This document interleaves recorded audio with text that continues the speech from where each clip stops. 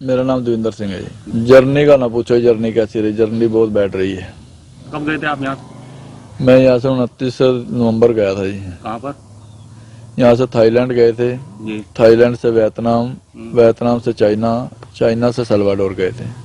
Salvador में फिर क्या हुआ आपके साथ? सल्वाडोर पे जाके हम वहाँ पे 2 दिन रुके तो वहाँ पे उन्होंने पैसों की डिमांड की हमसे। किसने? जो माफिया था वहाँ का, जो हमें लेके गया था आगे। जी जी। तो वहाँ पे हमने कुछ जितने पैसे उन्होंने बोले हमने प्रोवाइड करवाए उनको। तो उसके बाद में फिर वो आगे हमें 2 दिन वहाँ पे रोक के फिर ग्वाटेमल के लिए ले गए। तो फिर हम ग्वाटेमल उन्होंने 2 दिन रखा हमें। तो जैसे जैसे वो नज़दीक लेते गए वैसे वैसे वो अपनी पेमेंट की डिमांडें करते रहे। तो फाइनल फिर वो मैक्सिको ले गए। तो मैक्सिको में जो उनकी पेमेंट सारी रुकी हुई थी तो उन्होंने हमारे से वो पेमेंट ली, तो हमें फिर बॉर्डर क्रॉस करवा दिया वहाँ से। ये हरियाणा में करवाया जी हमने मैया। आपके परिवार ने कैश लिया था? हाँ, ये कैश लिया है। उसके बाद फिर आपको बॉर्डर किस तरह क्रॉस किया गया? बॉर्डर वहाँ पे 15 फुट ऊंची फेंसिंग लगी हुई है जी, लोहे की। अमेरिका की? हाँ जी, बाउंड्री है। तो एक तरफ अमेरिका की लगी हुई है, एक तरफ मैक्सिको की लगी है। 2 बाउंड्री बीच में उनका रास्ता है जो बॉर्डर पेट्रोलिंग के लिए घूमते हैं। जी। तो मैक्सिको से क्रॉस करना पड़ता है, जो मैक्सिको वाली फेंसिंग है। तो वो लोहे की सीढ़ी बनाई हुई है उन्होंने सरियों की, तो उससे क्रॉस करवाते हैं वो डोंकर के बंदे जो होते हैं माफिया वाले।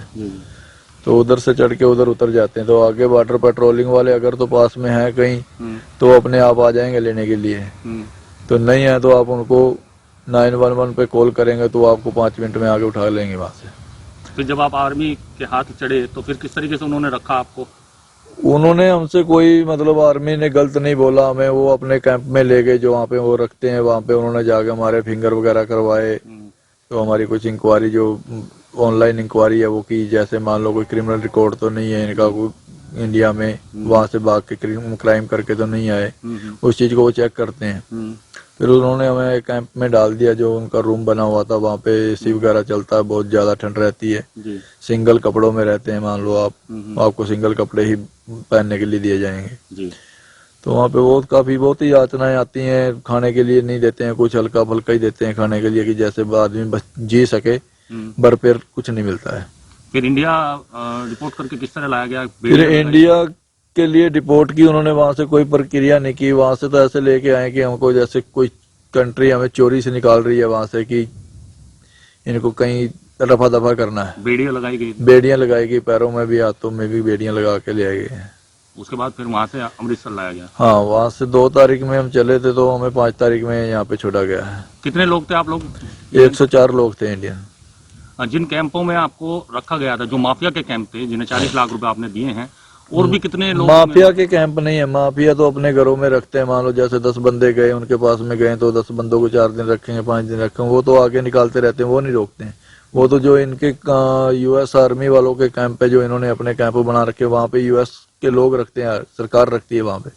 इनके काफी कैंप हैं। मान लो ये तिजवाना सैन डिएगो में कैंप है, टेक्सास में है, और इनके जैसे जैसे बॉर्डर पड़ते हैं वहाँ पे सब जगह इनके कैंप बने हुए हैं।